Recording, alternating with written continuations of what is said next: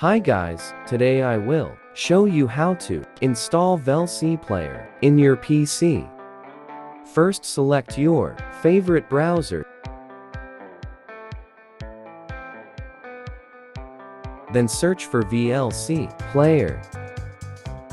Link will be provided in the description.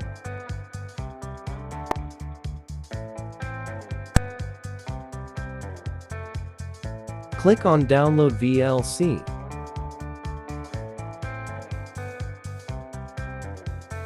Now wait till the installation is complete.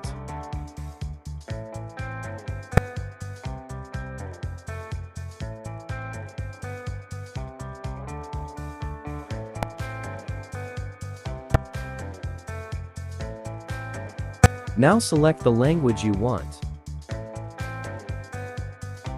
Read the terms if you are a nerd. You can change the path if you want to.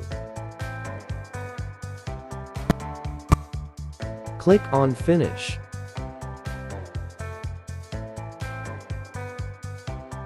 Then here you go. Thanks for watching.